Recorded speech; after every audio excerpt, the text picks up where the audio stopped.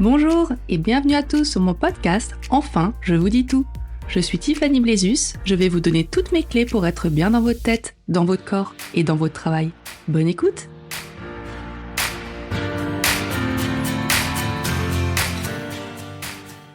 Bonjour à tous! Avant de commencer cet épisode, je vous invite à le mettre sur pause et à laisser 5 étoiles ou un petit commentaire parce que vous êtes de plus en plus nombreux à écouter ce podcast. Donc ça me fait trop plaisir. Mais si vous pouvez prendre juste une petite seconde pour le noter, ça me fera encore plus plaisir. Voilà pour le petit aparté. Et on va pouvoir commencer l'épisode de cette semaine que j'ai intitulé L'après-burnout. Et maintenant, on fait quoi? Donc cet épisode, c'est la suite de l'épisode 6 que je vous invite à écouter en amont pour mieux le comprendre si c'est pas déjà fait. C'est pas foncièrement nécessaire, mais ça peut être un petit plus pour mieux comprendre mon cheminement dans cet épisode. Voilà. Donc après avoir vu en gros la descente aux enfers, nous allons parler de ce que j'aime le plus, c'est-à-dire la lumière au bout du tunnel, quoi. Parce qu'au final, c'est ça la vie. Des périodes de down, des périodes de remontée, malgré toutes les bonnes ondes qu'on peut envoyer, la vie est en dents de scie, hein, et ça, c'est pour tout le monde. Donc avec ce podcast et cet épisode, je vous donne des pistes pour pas tomber trop bas ou en tous les cas vous relever au plus vite, mais rien ni personne pourra vous empêcher de tomber, c'est un fait, hein, c'est comme ça. Néanmoins, c'est vraiment cette capacité de résilience que j'ai à cœur de vous transmettre ici. Donc on peut définir la résilience comme étant, l'aptitude d'un corps à faire face aux pressions et à reprendre sa forme initiale. Donc imaginez un ballon de baudruche qui se gonfle de plus en plus, il est au bord de l'explosion, mais juste avant d'exploser, il se dégonfle et il reprend sa forme initiale. Donc ce ballon, c'est vous. Quand votre charge mentale est telle que vous avez l'impression que votre cerveau, il va exploser et puis plus vous cochez les cases de votre to-do list, plus vous vous détendez, plus la charge diminue et votre cerveau se met au repos et il reprend sa forme initiale. Donc en gros, le but, c'est de vous aider à surmonter les épreuves difficiles, comme je l'ai déjà dit.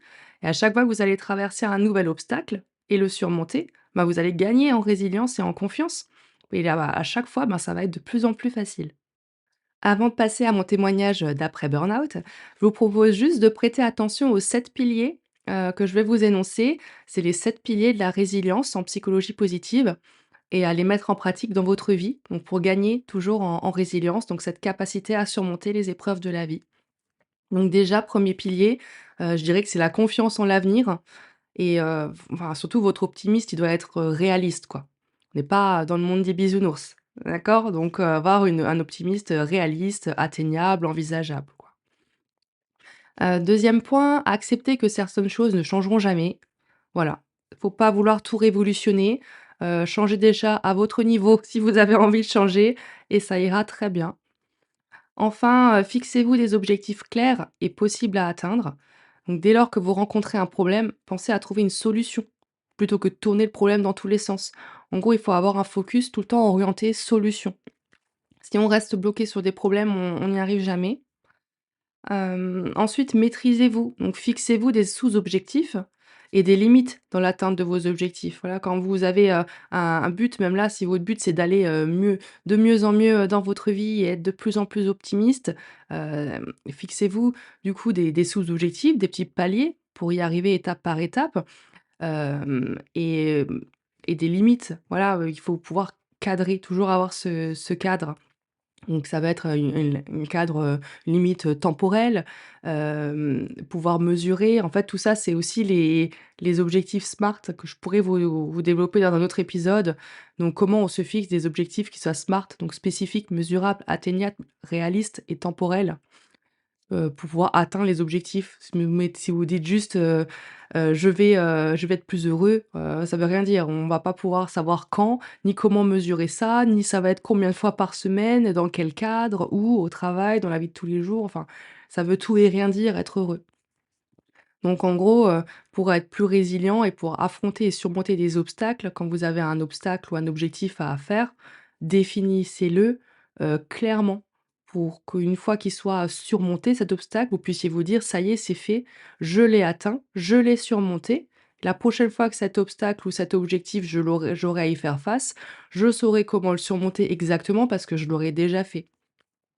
Donc je sais pas si c'est exactement clair, mais en gros, allez-y étape par étape dans la fixation de vos objectifs et définissez-vous des objectifs clairs, précis, avec des limites, pour pas partir dans tous les sens. Ça va vous aider à être plus résilient et aussi, assumez vos responsabilités, en arrêtant de rejeter la faute sur les autres ou des facteurs extérieurs. Donc ça vous forgera votre expérience et vous pourrez tirer les leçons de vos expériences passées, de sorte à pouvoir vous en servir dans le futur. Ça va aussi en lien avec l'objectif, si vous fixez un objectif et que vous n'arrivez pas à l'atteindre, c'est uniquement de votre fait, d'accord? C'est pas parce que, il a fait moche tous les jours, que parce que votre, collègue de travail est insupportable, parce que vos enfants, ils vous ont pas laissé, le temps de faire cet objectif. Non, il faut assumer ses responsabilités, d'accord? Arrêtez de rejeter la faute sur les autres. Également, entourez-vous. N'oubliez pas votre réseau. Vous n'êtes pas seul pour affronter les obstacles de la vie, hein. Demandez de l'aide, parlez. Vous n'avez pas à gérer tout seul, tout le temps. D'accord? Que ce soit dans le cadre de la fixation de vos objectifs ou de surmonter des obstacles, des événements difficiles, des épreuves de vie tragiques, vous n'êtes pas seul. OK? Et enfin, planifiez l'avenir en ayant des projets, des objectifs futurs, comme je vous le disais, que vous pourrez surmonter et voir aussi dans le temps, avoir un objectif. Même si c'est juste, vous programmez des vacances dans 6 mois, c'est pas grave, c'est un objectif. Et pareil, si cet objectif peut vous aider à aller de l'avant et à voir le positif dans votre vie, au lieu de se dire juste: «Je vais me fixer un objectif de partir en vacances dans 6 mois», ben, définissez clairement cet objectif. Ça va être où ces vacances? À quelle période? Hem, Qu'est-ce que vous allez, du coup, faire comme étape pour définir ses vacances? Vous allez déjà avoir commencer par chercher un logement, chercher un vol s'il faut y aller en avion, enfin le moyen de transport, le logement, la voiture de location s'il faut, les activités et cetera et tout ça, c'est des sous-étapes pour vous amener à l'objectif global. D'accord?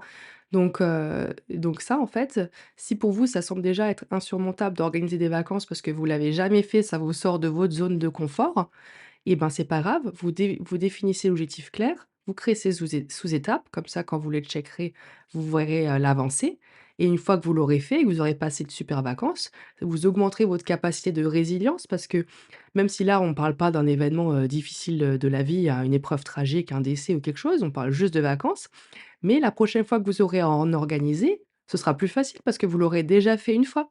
Ça vous semblera plus du tout insurmontable, vous saurez exactement comment faire, par quelles étapes passer pour organiser de nouvelles vacances. Et ça, du coup, on peut l'adapter à toutes les épreuves, de la vie au final, même si c'est, comme dit par exemple, moi c'était le cadre du décès de ma maman, donc ça a augmenté ma résilience parce que au final j'ai surmonté cette épreuve. J'ai eu la garde de Charlie, j'ai checké toutes les listes de ma to-do list pour avoir sa garde. Ça me semblait insurmontable et c'était vraiment très difficile. Mais si un jour, parce que ça arrivera, malheureusement, des décès, je vais en avoir encore, dans ma vie, c'est normal. Hem, mais je saurai, mieux comment y faire face, même si ça restera toujours un événement, dramatique, ça c'est évident, c'est sûr, hein. Mais d'y avoir fait face une fois et de l'avoir surmonté et maintenant je suis fière de moi d'avoir surmonté cette épreuve, et ben, la prochaine fois, ce sera un petit peu moins difficile et cetera. Donc en gros, pour être résilient et augmenter votre capacité de résilience, adaptez ça à tous les contextes de votre vie. Ça peut être, comme dit, les vacances pour des choses qui sont, faciles et positives pour développer cette capacité de résilience et des fois, à d'autres moments de votre vie, ce sera dans des événements beaucoup plus difficiles. Vraiment, ça peut être, par exemple, même juste, le passage d'un examen, que ça soit votre permis de conduire, une épreuve, le bac, de votre enfant, enfin n'importe. C'est des obstacles de la vie qui sont plus ou moins difficiles selon les personnes, mais une fois qu'ils sont surmontés, après le reste, ben, ça roule et on prend la confiance, quoi. C'est aussi vraiment nettement lié à cette relation de confiance en soi. Plus allez surmonter d'obstacles, plus votre confiance en vous va augmenter et je l'ai déjà dit, votre confiance en vous va augmenter et votre résilience, elle va se renforcer, quoi. Donc toujours cette idée de cercle vertueux, hein, je vais pas le redire, hein. Donc voilà, c'était juste pour le petit focus, résilience, c'est vraiment un sujet que j'adore, que j'ai pas envie de développer encore plus dans cet épisode-là parce que c'était pas le sujet, mais en gros ça me passionne. C'est vraiment, je trouve ça incroyable Donc j'espère que ce petit topo vraiment très, très bref sur la résilience pourra vous donner des petites clés comme ça par-ci par-là pour pouvoir, organiser un petit peu mieux, vos objectifs et votre vie et surmonter, quelques obstacles. Voilà, donc ça c'est bref, focus, résilience. Et maintenant, on va parler du coup, ben, du sujet, l'après burn-out. Donc, clairement, le burn-out, ben, ça fait partie de ces événements de la vie, qui vous transforment intérieurement, hein, on va pas se le cacher. Tout comme vous ne pouvez pas revenir en arrière, on peut pas non plus être la même personne qu'on était avant le burn-out. C'est pas possible. Vous allez forcément en sortir changé et en mieux en général, parce que vous avez une meilleure connaissance de vous-même, de ce que vous souhaitez ou en tout cas de ce que vous souhaitez plus et c'est pas un hasard, hein, si autant de personnes se reconvertissent professionnellement après un burn-out, c'est parce qu'il y a quelque chose intérieurement qui a vraiment foncièrement changé, quoi. Et du coup, ben, c'est mon cas aussi. Donc j'ai énormément réfléchi ces derniers mois à l'idée de quitter mon travail, hem et finalement c'est l'idée qui m'est venue assez tôt. Je le savais, hein, je le sentais, hein, que c'était ça qu'il fallait que je fasse. Il m'a fallu plusieurs semaines, hein, pour m'y faire à l'idée, mais plus les jours passaient, plus je sentais que l'évidence, elle était là, quoi. Et comme je vous le disais dans l'épisode précédent, ce soulagement ressenti quand mon choix était fait, que ça y est, il fallait que je quitte mon travail, bah, en fait, c'était le signe que je m'étais pas trompée, quoi. Mon corps, il était tellement, détendu après, soulagé, c'était incroyable. En revanche, j'ai pas un instant songé à refaire le même travail, mais dans une autre boîte. Ça m'est pas du tout traversé l'esprit, parce que pour moi, le boulot que je faisais, en fait, il pouvait se faire qu'à un seul endroit et je me voyais pas du tout, continuer dans le même domaine ailleurs et potentiellement me soumettre à un autre potentiel burn-out futur dans une autre boîte. Donc en fait, ce que j'ai tout de suite su, c'est que je voulais plus travailler pour quelqu'un. Il fallait que je me mette à mon compte. Et au final, j'ai toujours été indépendante, quoi. Depuis toute jeune, j'ai grandi, pardon, j'ai grandi, avant les autres. Je me suis en gros un peu faite toute seule, quoi, si on peut dire. Et donc c'est logique que j'ai envie de travailler seule, pour moi, quoi. Donc en fait, ça, c'était mon point de départ, une activité libérale. J'ai d'abord creusé la piste des ressources humaines, parce que c'est mon cœur de métier, en gros, et j'aime bien. C'est pas ma passion, mais j'aime bien. Et en fait, j'avais envisagé de devenir consultante RH. Donc j'avais, du coup, le lien avec mes études initiales et la possibilité de travailler à mon compte, donc ça me semblait bien. Mais plus je mûrissais le projet, plus en fait, je m'éloignais de ce que j'étais. J'avais l'impression que ça me correspondait pas du tout, en fait, par rapport à tout le travail que j'avais fait sur moi, que j'avais accompli les derniers mois. Plus je me voyais et je me projetais dans cette nouvelle activité, je me disais: «Mais en fait, c'est je sais pas, ça me ressemble pas, il y a un truc, j'étais pas alignée, quoi». Donc finalement, j'ai osé. Je vais m'expliquer. Encore une fois, je suis finalement allée là où on ne m'attendait pas. J'ai enfin accepté de faire ce que j'aime et d'aller uniquement où mon cœur me dit d'aller, sans penser aux conséquences. Donc en gros, le fameux, «écoute ton cœur» et voilà ce que j'ai écouté.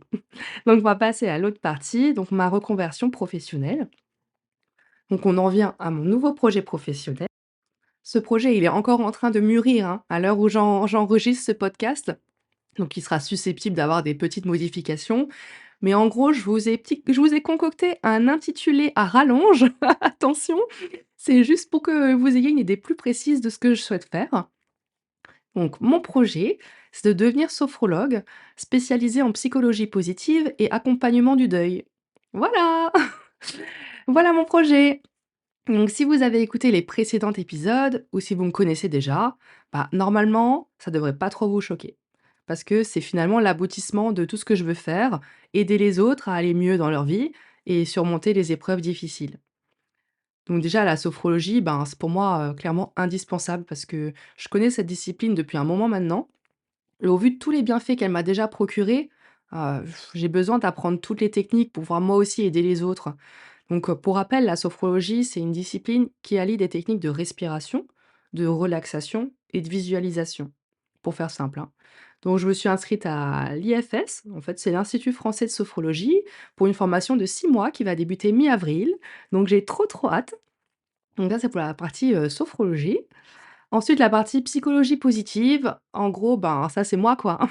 Être toujours optimiste, voir le positif, se relever des obstacles de la vie, tendre au bonheur, être résilient. On peut dire que la psychologie positive, en fait, c'est une science à part entière, qui étudie tout ce qui peut rendre la vie plus épanouie et agréable. Donc en gros, pour vous aider à mieux comprendre, quand vous êtes mal, on peut dire que vous êtes au niveau -1. Vous allez voir un psychologue ou un professionnel vraiment spécialisé des problèmes psy, qui va vous ramener au niveau 0. Donc c'est là où vous étiez avant. Et ça, c'est très bien, hein, c'est le but de c'est le but des suivis comme ça, c'est parfait, hein. Mais on peut dire que la psychologie positive, en gros, c'est pour aller du niveau 0, mais au niveau +1, pour mettre de nouvelles choses en place dans votre vie, pour ne pas retomber dans vos travers. Donc c'est un petit peu ça l'idée quoi, à aller encore mieux qu'avant, vraiment pas faire machine arrière et mettre en place, voilà, de nouvelles choses, plein de nouvelles pistes pour, et aller mieux et toujours dans ce même et unique but d'avoir une vie qui soit meilleure avec, un bien-être, meilleur, un bonheur meilleur et cetera. Donc ça, ouais, clairement, je pourrais en parler trop longtemps parce que j'adore. Et voilà. Et donc, d'ailleurs, ben, j'en profite pour vous annoncer que j'ai suivi une formation en psychologie positive que j'ai commencé en janvier et que là, je viens juste de terminer et voilà. Donc, je vais bientôt, passer l'examen. Donc, je serai, prochainement certifiée en coach en psychologie positive.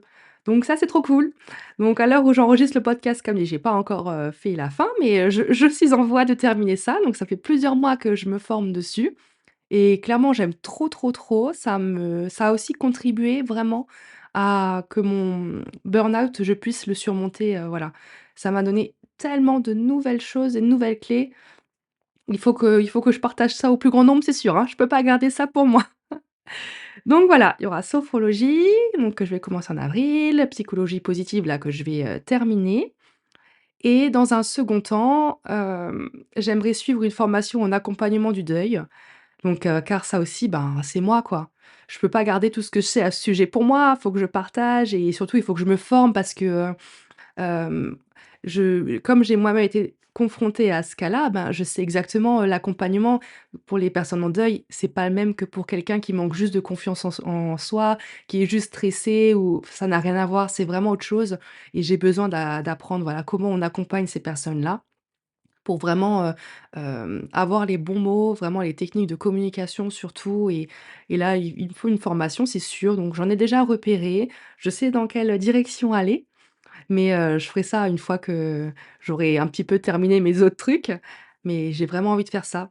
C'est assez difficile parce que en fait, pendant longtemps, je me disais que c'était sûr qu'il fallait que je fasse quelque chose dans le deuil, c'est sûr, mais je m'en sentais pas capable parce que trop émotive. Je pleure tout le temps, en fait.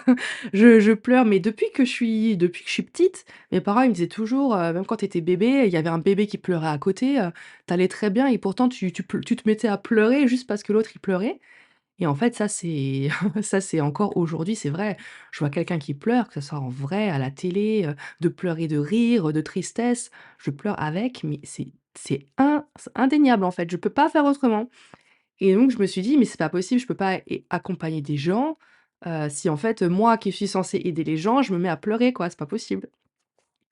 Et en fait, après m'être renseignée auprès de ma psy, auprès de divers, personnes qui font ça, et en fait, ils me disaient, qu'en fait, eux aussi sont touchés par forcément les expériences, de leurs patients, c'est sûr.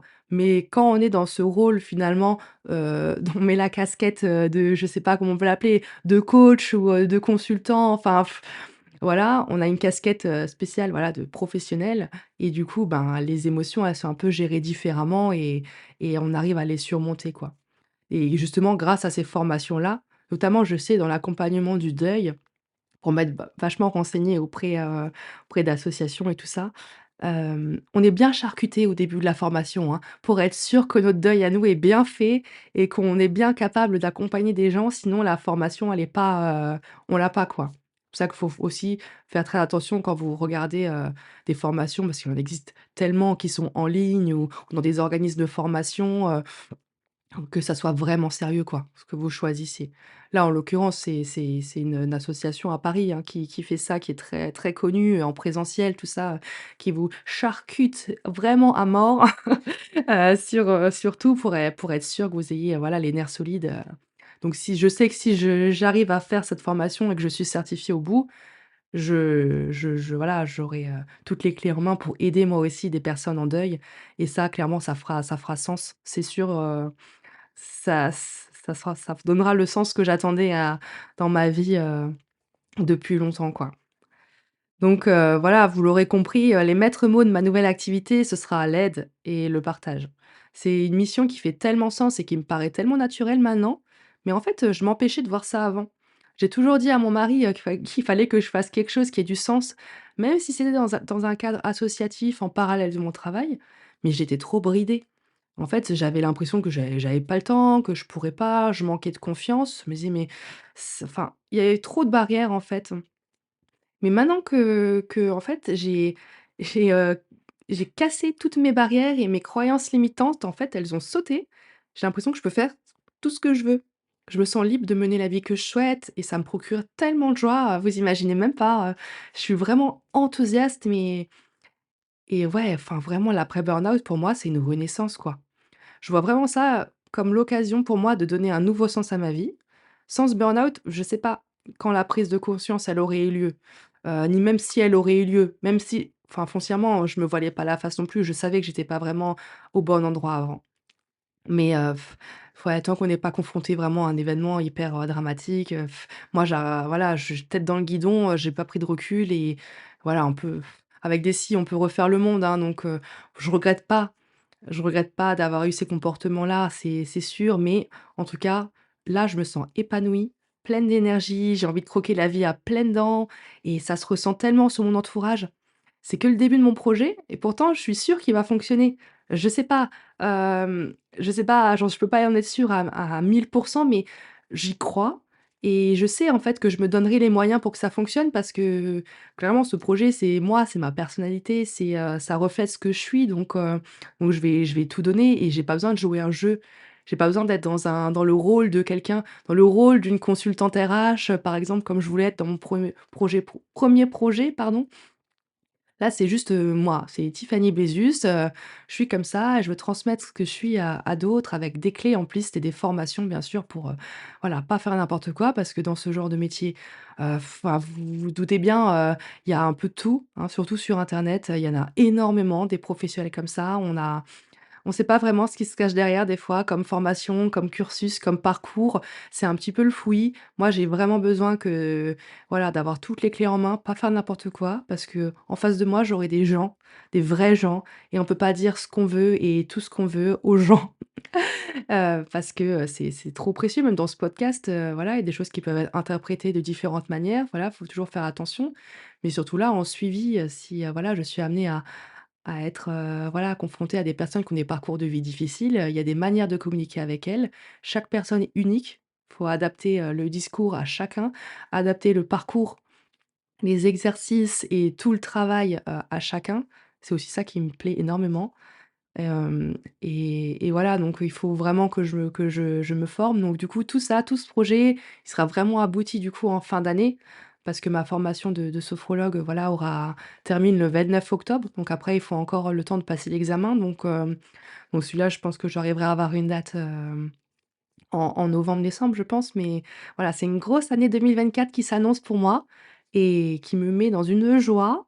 J'espère que ça se ressent, mais en tout cas, moi, je fais que sourire depuis le début de cet épisode parce que je suis tellement, tellement, tellement contente donc trop beau projet pour moi. Voilà.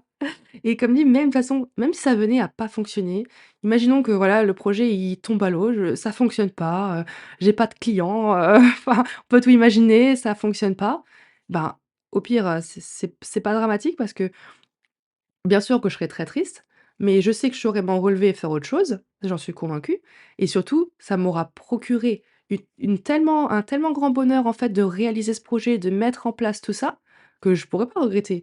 Tout ce qui m'arrive là, pour l'instant, est trop bien et comme je vous le disais, ça se ressent aussi sur mon entourage. C'est ce que mes amis me disent, qui m'ont suivi, ben, voilà, tout mon parcours ces derniers mois, et cette année dernière avec le burn-out et tout. Ils me disent que j'ai changé, quoi, que je suis vraiment un peu, redevenue comme celle que j'étais avant, assez solaire, souriante, mais en mieux parce que j'ai vraiment une niaque, que j'avais perdue. Je m'étais vraiment éteinte. C'est comme si j'avais été, ouais, tous les mois qui précédaient le burn-out, j'étais bridée, j'étais pas moi, j'étais éteinte, trop stressée pour dégager quelque chose qui soit aussi bien que ce que je voudrais Et là, les croyances limitantes, elles ont explosé, quoi. Donc je vais faire tout mon maximum pour arriver à concrétiser ce projet et il y a pas de raison que ça fonctionne pas. Voilà. Et de toute façon, vous aurez l'occasion de suivre mon parcours dans ce podcast parce que je compte bien vous mener avec moi dans l'aventure et voilà, vous donner les nouvelles clés que j'apprendrai avec mes formations, pour vous aider, dans le podcast, quoi. Donc je vous parlerai aussi des 2 autres projets, je vous en avais parlé brièvement dans l'épisode 6. Je ferai peut-être des petits podcasts plus courts, peut-être type, épisode bonus, sur ces 2 petits projets parce que le but c'est pas non plus que de parler que de moi dans ce podcast, mais voilà, il faudra quand même que je vous en parle parce que c'est des projets assez sympas. Il y en a un qui sera focalisé du coup, sur mes projets de livres. Il y en a 2. Donc je vous ferai un petit épisode sûrement sur les 2 livres que j'ai écrits et l'autre sur attention, ça c'est un projet de plus grande ampleur, qui est en lien du coup avec ma reconversion professionnelle. C'est un programme, qui s'appelle programme Self Care. Donc je ne vous en dis pas plus pour l'instant. Ça, c'est un truc qui me tient très, très à cœur. Donc je vous raconte tout ça prochainement, comme dit dans un autre épisode, spécial bonus. Et puis, voilà, j'espère que vous allez passer une bonne semaine, que vous allez me laisser des petites étoiles et des commentaires si vous avez écouté le podcast et surtout, n'hésitez pas aussi à le partager à des gens si vous pensez que ça peut en intéresser certains de votre connaissance. N'hésitez pas et puis sinon, ben, je vous dis, à la semaine prochaine. À bientôt. Merci à tous d'avoir écouté cet épisode. S'il vous a plu, n'hésitez pas à vous abonner et à le partager à vos proches. Je vous invite également à le noter en me laissant 5 étoiles, tant qu'à faire, et un joli commentaire. Un grand merci à vous. Je vous souhaite une belle journée et à la semaine prochaine.